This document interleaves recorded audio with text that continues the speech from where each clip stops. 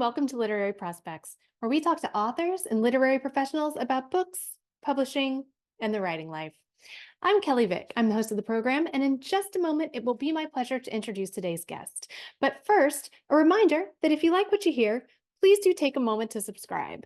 It helps us out, and you can make sure you never miss an episode. Also, we've opened a Literary Prospects shop, so if you're looking for bookish shirts, totes, and gifts, please check that out at literaryprospects.etsy.com. And to grab books featured on the podcast and check out more curated book lists, you can visit the Literary Prospects bookstore on bookshop.org. We'll leave all those links below in the show notes. And now, let's introduce today's guest. Tara Dorabji is the author of the novel Call Her Freedom, winner of the Simon & Schuster Books Like Us First Novel Contest. She's the daughter of Parsi Indian and German-Italian migrants, and her documentary film series on human rights defenders in Kashmir won awards at over a dozen film festivals throughout Asia and the USA. Tara's publications include Al Jazeera, the Chicago Quarterly, Wisachi, and acclaimed anthologies Good Girls Marry Doctors and All the Women in My Family Sing. She lives in Northern California with her family and Rabbit. Tara Dorabji, thank you so much for being here to discuss your breathtaking debut novel, Call Her Freedom. Author Kristen Harmel says, a rich and beautifully crafted multi-generational epic that takes us into the heart of a war-torn family and into the soul of a people fighting for liberation. Call Her Freedom is a searing, atmospheric debut by a talented new voice in fiction. Kirkus Reviews says Call Her Freedom is a compassionate account of endurance. Publishers Weekly says a stirring debut. Author Nahid Piroz Patel says with dexterity and exquisite empathy, Dorabji maps the heartbreak of a region torn apart by greed, betrayal, and conflict onto a vivid cast of characters, each of whom are unforgettable, cathartic, and breathtakingly real. And author Elba Iris Perez says in Call Her Freedom, Tara Dorabji guides us on a profound and transformative journey through the experience of war with warm characters and elegant prose that expose the immensity of loss, torture, and grief, yet reveal the meaning of freedom, the enduring power of love, and everything worth living for. There are so many beautiful blurbs for this book. I could truly go on for a while, but I want to talk with you, Tara. So what can you tell us about Call Her Freedom? How would you describe the book? Yeah, thank you so much. Thanks for that beautiful introduction. It's such a gift to hear that from other writers and that give their time to it. So honored. And Call Her Freedom is the journey of one woman, Aisha, and it follows her from a young girl to grandmotherhood and really looks at how do you find home when it's taken? Particularly in a land that becomes increasingly militarized and occupied as she ages. And so at the heart of it, it's a love story. It's definitely a mother-daughter story. And I think what guided me through the novel was this question of how do you live in freedom when your rights are eroded? And that's an increasing, it's a relevant question, unfortunately, here in the United States with the increasing authoritarianism and around the world. Mm-hmm. You've been an activist and a creative entrepreneur for a long time. When did you know that you wanted to write this novel? Yeah, I mean, from an early age as a child, writing was my heart. So I was like identified as a poet from elementary school. And I kind of remember that moment when I wrote my first poem and I was so mad and angry. And it's funny because it was like some classroom drama. And I remember I called it The Backstabber and read it at my kitchen table. And what was so interesting is like, my parents took that poem and framed it and put it up. And so there was this celebration of art and a lot of support around my voice. And so throughout, my teen years and into college, really leaned into largely poetry and writing. And so was really called to be a writer from an early age. And actually, when my grandfather died, it was right in the early, like right as 2000, like right as we hit the new millennium. And I remember one of the last times he saw me, he was like, "You will be a writer, you will publish a book." And he was like, and you'll be a teacher too. And he just like, I just held on to that for decades. And so I knew I wanted to write a novel. I had no idea what it takes. And it was one of those completely non-linear journeys that was full of rejection and also like brought me some of the most beautiful relationships. Um, and just really incredible experiences and getting to know such powerful people. So it's and some of the deepest life moments that I've been through, losing my mom, being a single mom, like all of those things were part of the process as I transformed. The book came to be. The novel is set in a fictionalized area that pretty closely represents the situation in Indian occupied Kashmir. What drew you to writing about Kashmir? Yeah, my parents honeymooned in Kashmir. So there's sort of a legacy. My dad's from Bombay. And I didn't, know I was going to write about Kashmir early on. I started really working on a family fiction, metafiction type thing where Mhm. I took the letters because my grandpa or my dad came over when he was very young to go to school here, and so they would write letters. And so my grandmother, my grandfather on his side all died before I was born. And so taking these letters was like a map in understanding myself, my father. So I started writing a novel from that. And then at some point, this other voice broke through, and it was like coming from a militarized zone. It was distinct. I didn't have control or ownership over it. And I became really curious. And at that time, there were the summer uprisings in Kashmir. So you had a million people out on the streets every day. It was shortly after the Arab Spring. And I was hearing about these, human rights activists talking about what does freedom look like beyond a nation state. And so I just became really curious about the conversation. Who were these people leading this movement?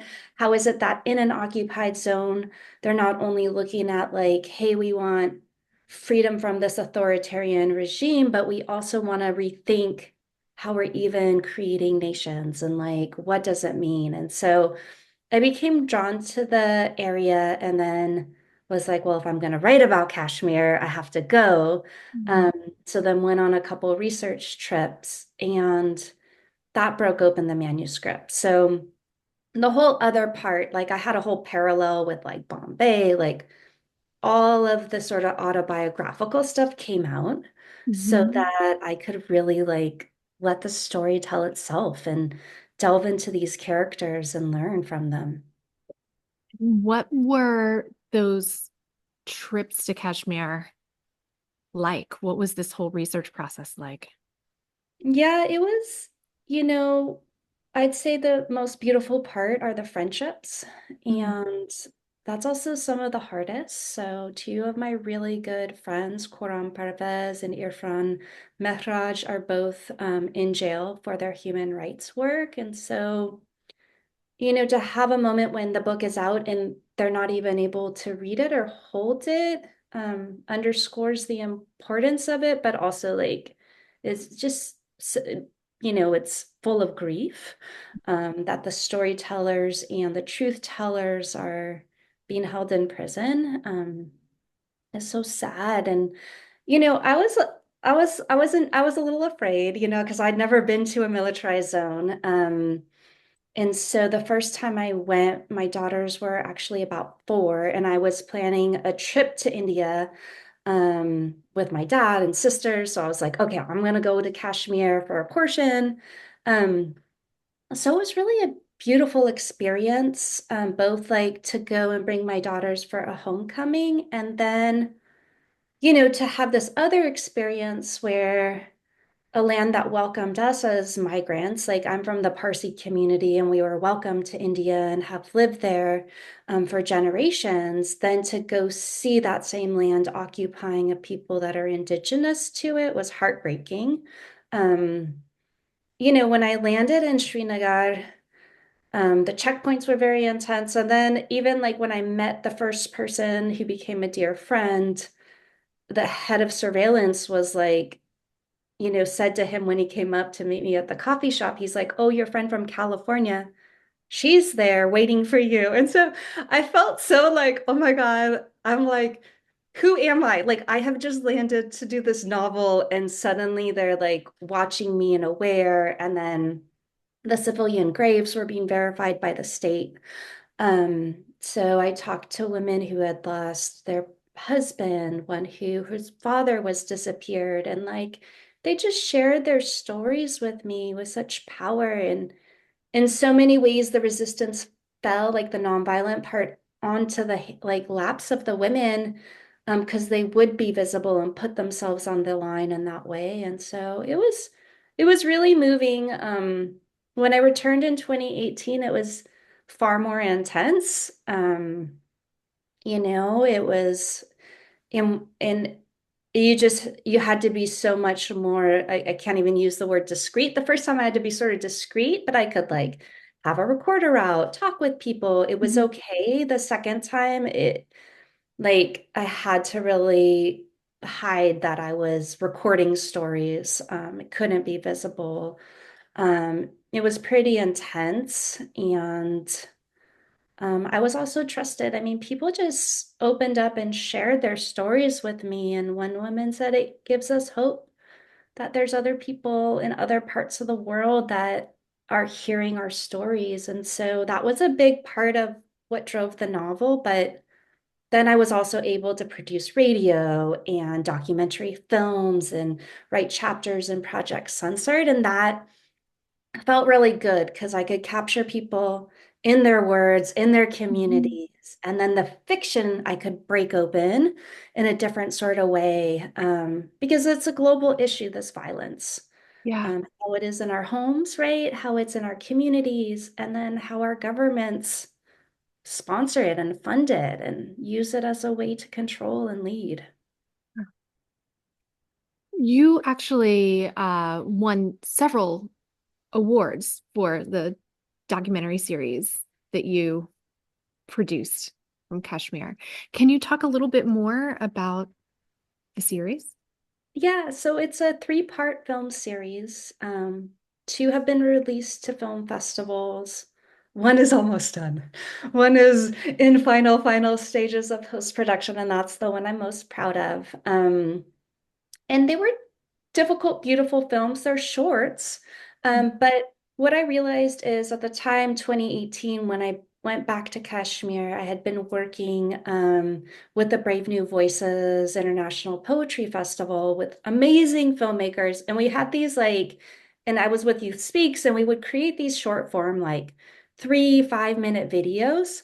Um, that could really reach mass audiences. And as I was looking at the content coming out of Kashmir, which it's so difficult for Kashmiris to get out, and there's so Mhm. many courageous storytellers doing the work, not only is it censored, but like a lot of times, um, like how to translate it to an international audience.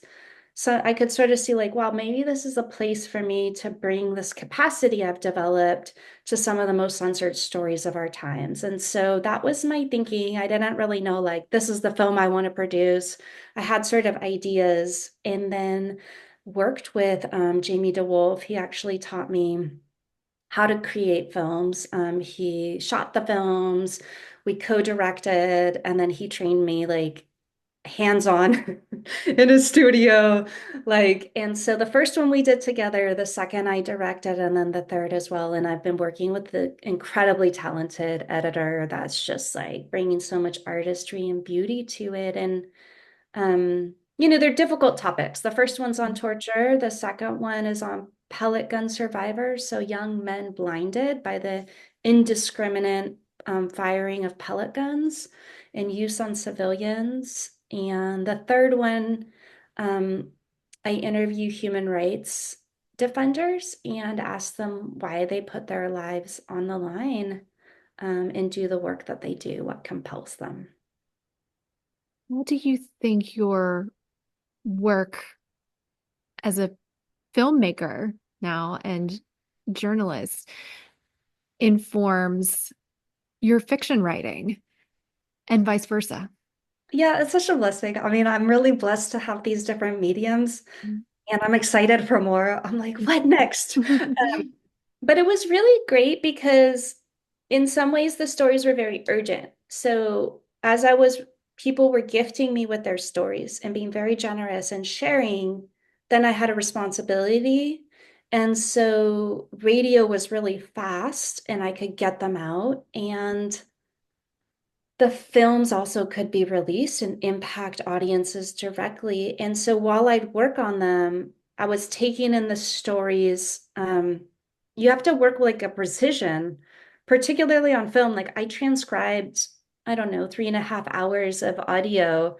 Um, you sit there and you look at the B-roll, you're looking at the footage, the lines are sinking into you. So it was really powerful to have both. And then also like my brain, when that was my favorite, working on the novel, because you get saturated with it and you're just like, I can't anymore. You put it aside, and then it's like, yay, I get to work on the documentary film.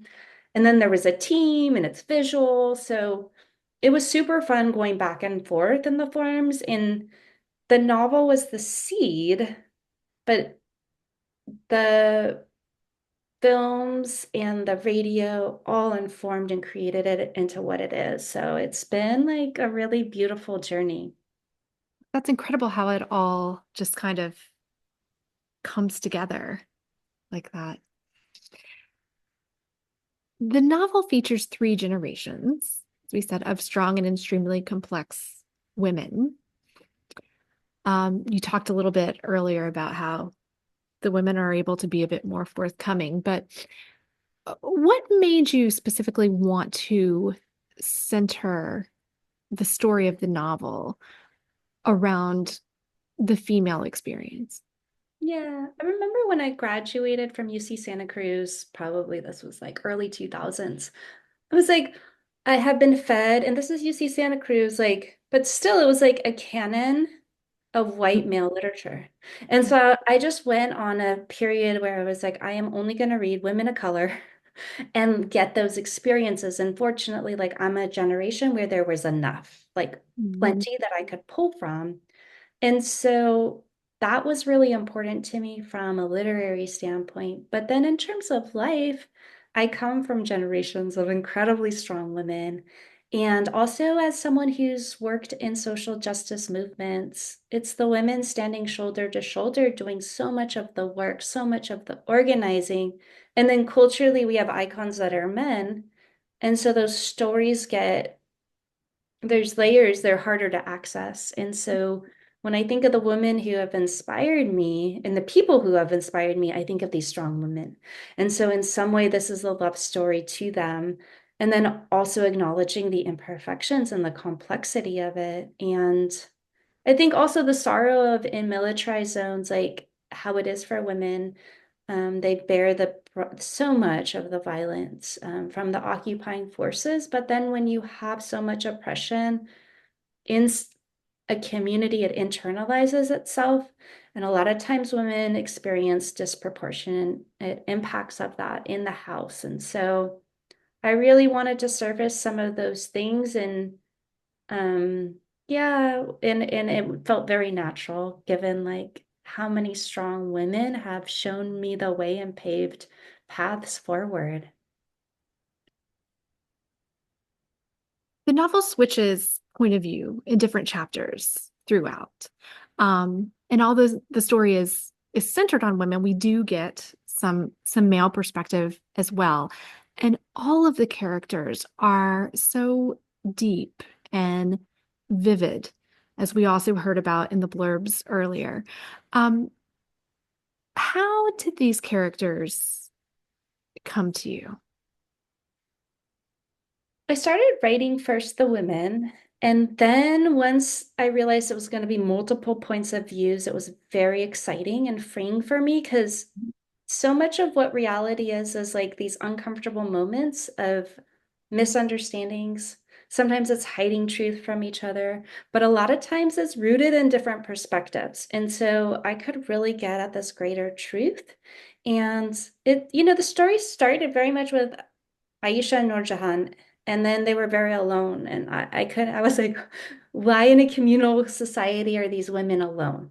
Mm. And so it was through their relationships that it grew, and I found all these other characters and their families and their stories, and um, started to unpack them. And it was really also liberating for me. My editor was the one that encouraged me to actually shift point of views, even within a chapter that like you had a lead one. Mm-hmm. And that was like one of the most exciting parts. I think that the novel really opened up when I could do that.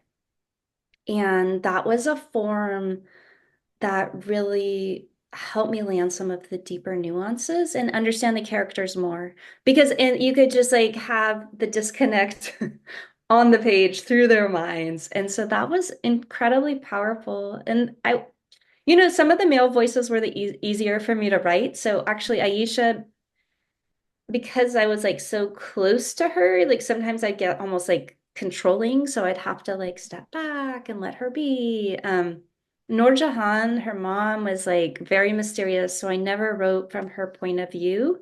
Mm-hmm. Um, just because she holds so much. So I was sort of in awe of her, and then she haunts the book too. So um, I would write her letters, like that's how I could develop her more. And yeah, and so it was a beautiful journey, and I'm an exploratory writer. So I would just write and I didn't know where we were going and let the characters guide and learn and find out. So that was really fulfilling for me. I love that you mentioned about the point of view shift within the chapters because I had a note here talking about how cool I thought that was. That even when we're in sort of a close third with each character, we just get these like little omniscient glimpses within a scene of what another character is thinking, but it's very smooth and it really adds so much depth to the scene and complexity. So I was wondering how you made that decision to to narrate in that way. Yeah, and it was, I mean, I would when my editor encouraged me to do that, I was like, am I allowed to do that? Because American fiction is third close, I mean, not, but broadly Mhm. speaking, that's Mhm. what's the market, that's our current generation of marketing here. And she was like, sure, why not? And so that was amazing. And so, I mean, working with her was like a huge gift. I've never had someone understand my work, and then her feedback would like encourage me to take deeper risks, but Mhm. like with the purpose of the novel in mind. And so that's how we got to where we are. Because sometimes you control yourself a little bit, like, oh, I've been told that we're not allowed to do that. Um, and she'd be like, why? Try it. Let's see.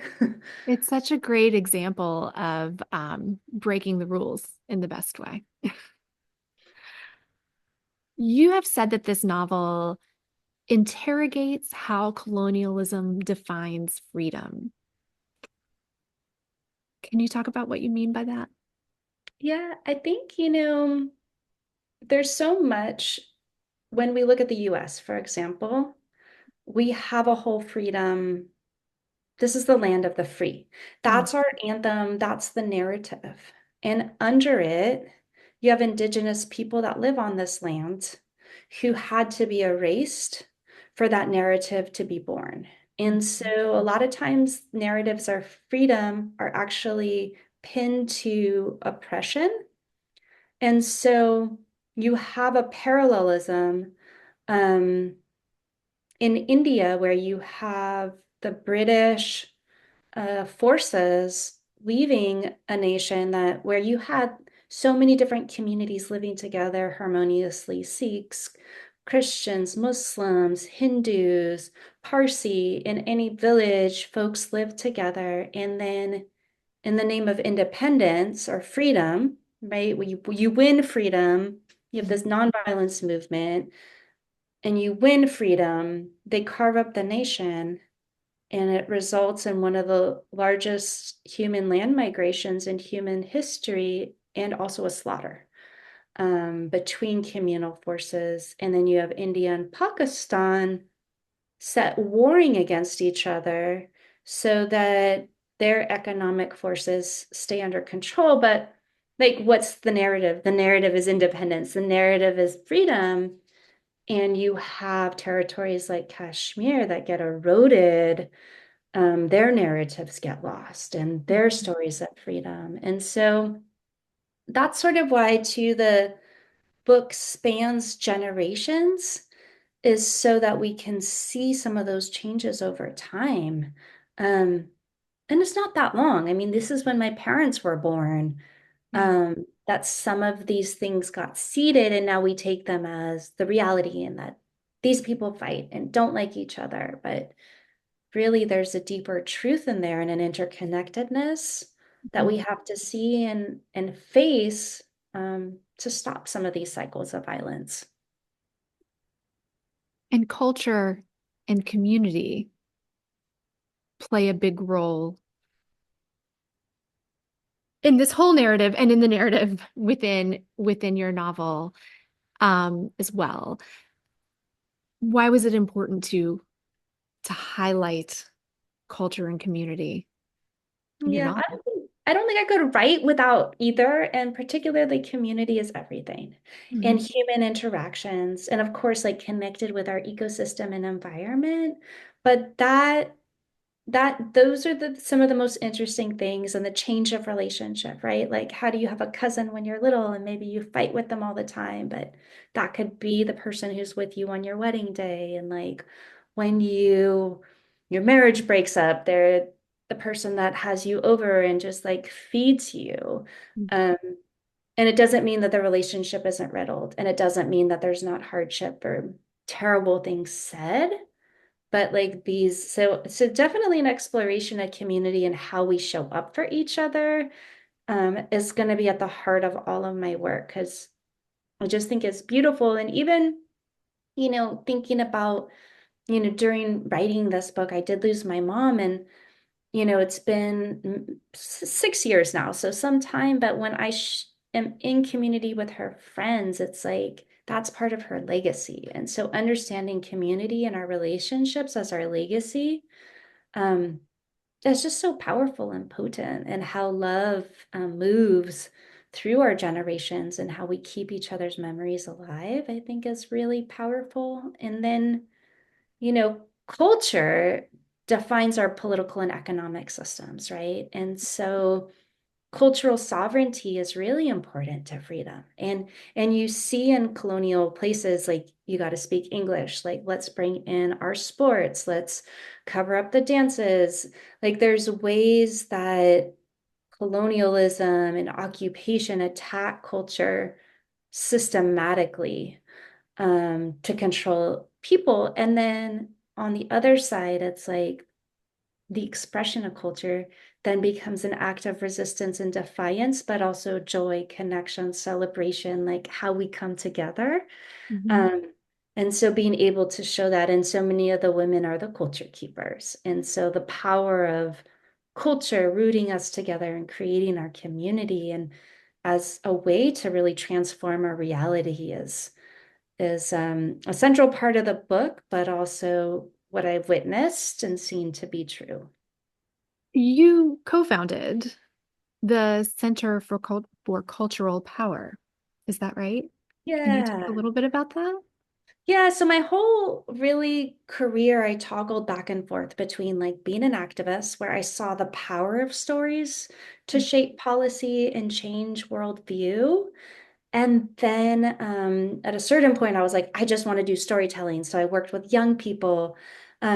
but it was always either like you're an activist or you're an artist, and like you had to go back and forth between the two. And some of my most powerful work would be bridging them, but I bridged them because of who I was. And so I was like, oh my gosh, this isn't funded. This is a part of our ecosystem that needs funding. And then, to what we were just talking about, then I realized it was a deliberate strategy.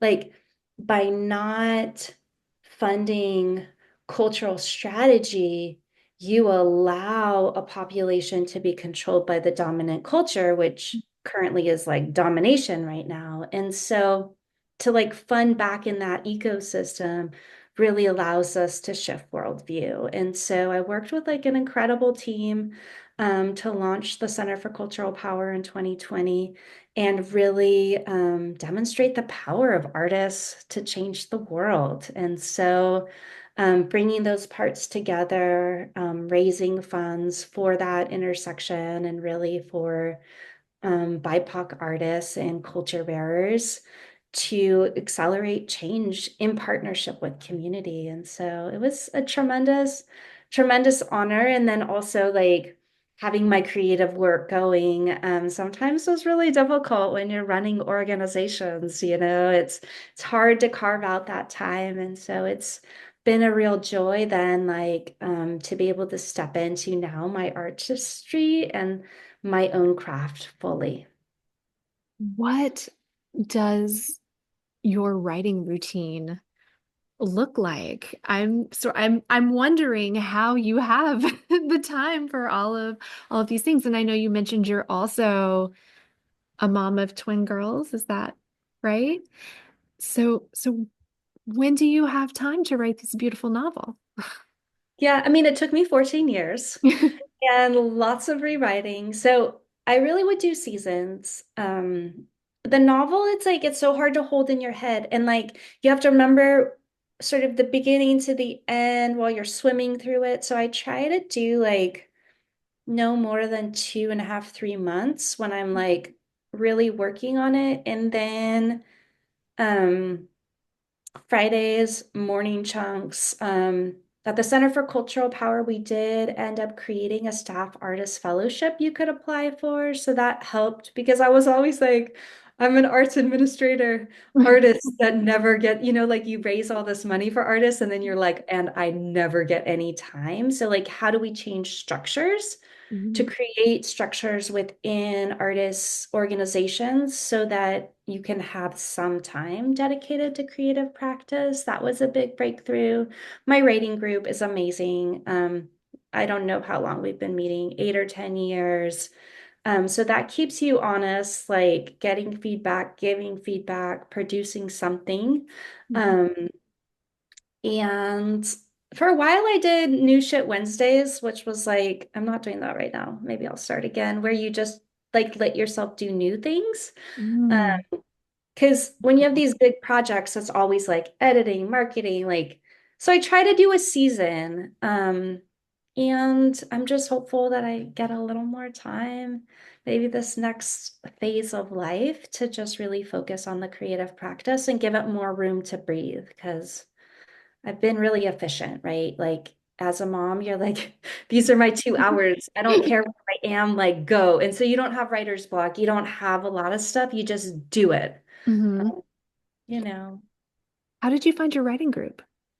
Oh, through VONA, Voices of Our Nation's Arts Foundation. It's one of the only multi-genre writing workshops, and it's founded by and for writers of color as sort of a revolution to rewrite the literary landscape. And so I did my first workshop in 2011 with ZZ Packer, and that, transformed my own view of myself as a writer. And somebody said like the best part of the workshop is your community that you develop here. And it's not going to be like relationships from this or that. And it's like those folks are the ones that carry you forward. And Mhm. that proved to be really true. But I've been blessed. I mean, I'm in like one of the most incredible writing groups with amazing writers. And I had lots of different ones, but have landed in this one. And there's four of us, women of color, and like they support me through all the big upheavals in life. And sometimes they'll just give me direct feedback. It's like, am I ready to hear this? Like, yes. Um, and it's such a gift. And those relationships that I've developed with writers, with people in Kashmir, it's like with other artists, it's like the true treasure. Now, I always ask authors on the show what their road to publication was like. And everyone's story is unique, but you have an especially interesting story. Since your debut novel was the winner of the Simon and Schuster Books Like Us first novel contest. So, can you just talk about what that was like, your decision to submit, and what your special road to publication was? Yeah, and it's so, I mean, no two are the same, and you have to accept that when you go through rejection after rejection after rejection. Um, so I had been agented early on, shopped the manuscript out, agent left the industry, and they consider like the manuscript dead if it's shopped out too much.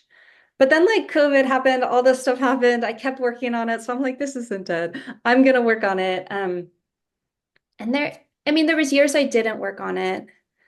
And then there was a period that I was working really quietly, like on the manuscript and the films. And the films, for a lot of reasons, it was questionable if I could release them for just the security concerns around them and the content. And then the novel, I was like, nobody wants to publish this. So I was spending like a lot of hours working on stuff that it's like there wasn't a clear pathway forward. So there was a lot of faith in it. And one of the women in my writing group, Faith Adiele, sent me the contest, call. And like she has like the only like it's funny because she can like trace it, like this is the date. Like I have no real record because you kind of get stuff and like I'm like, okay, I'll submit, but I didn't have any expectation on it. You do it because you should, not because you believe that you're gonna get it. Uh-huh. And so I submitted, didn't think about it, wasn't clocking it at all, and then got this like, congratulations, you're semi-finalist. And I was like, oh my God, you have 6 days to return your manuscript. And at that point, I was doing like an experimental edit where I had like shifted the structure to like a non-linear one and had like three different parts pulled apart. So it was like nothing that I could turn it into. I worked like I just focused and turned it into something coherent in 6 days and submitted it. And then I was really like, like scouring the internet, everything. So I hadn't even created a Google folder for like the submission. Like I submitted directly into the portal. Um, so apparently it was an easy application. And then I was like really terrified because I really cared as like we got closer and closer. And I won. And I think one of the things I had to work through winning was like the two other finalists. Like I knew their work was deserving, and then like only one of us gets a book deal. So like, like how do they get their book deals? How do I work with other artists to always pay it forward so that there can be more? Because there's so much deserving work. Yeah. When you sent in the application, were you sending in a manuscript at that point, or was it like a It was a 25 page. So oh, you just do the beginning. oh, wow. Yeah. And then you're in a 6-day scramble you did a great job. I felt it like when I got to the end of the edit, it was like it physically like it moved through me. Like I was like, oh, like I felt the end of that novel come out when I like turned it in. Yeah, it was amazing. And it was crazy because I'm so busy and there's a lot of drama happening and suddenly I had like a week free.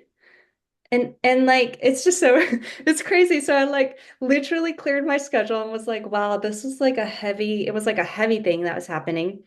And I opened up my personal email and it was like, congratulations, you're a semi-finalist. And I'm like, are you kidding me?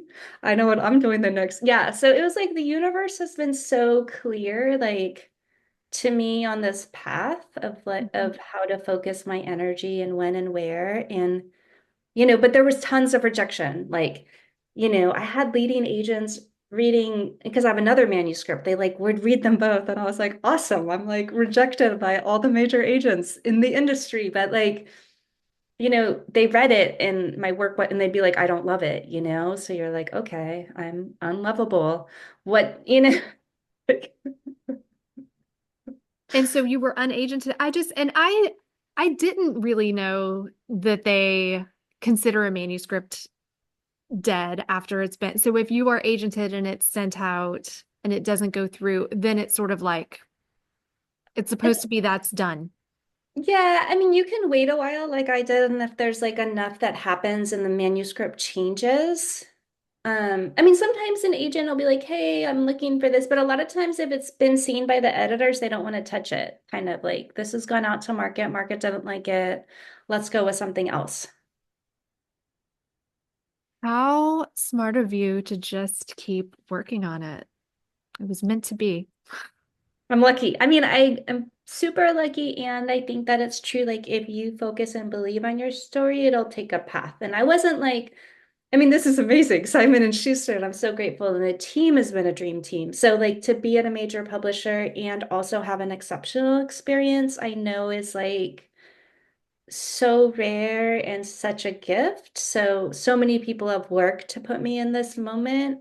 And I also was like, would have been, like I was like, I'm gonna be at a small press. Like I thought that would be my pathway, and this is what came to me. So I do think that like if you understand your purpose and are committed to it, but are also willing to like change the form, let it adapt into like what it needs to become, like the moment will come for the work. What advice do you have for aspiring authors? I think for aspiring authors, definitely like find your community, build your community.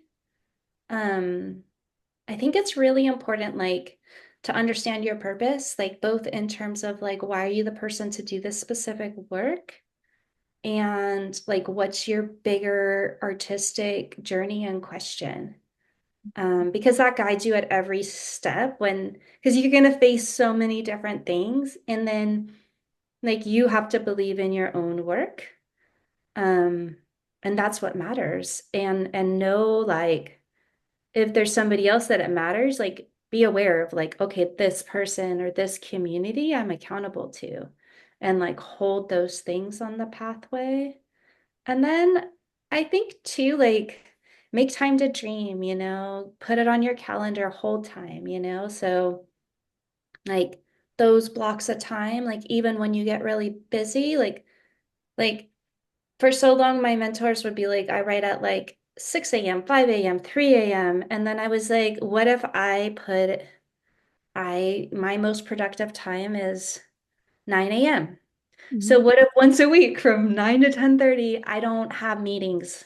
Like nobody gets to touch. I mean, occasionally, like if it's a major thing, you can shift it and it has to go somewhere else, but like commit to that time, like it belongs on your block. It doesn't have to be 8 hours, but like give yourself at least 1 hour a week for like your core, and then just, you know, take risks sometimes. Like if you believe in the work and the stories, like take risks to find it.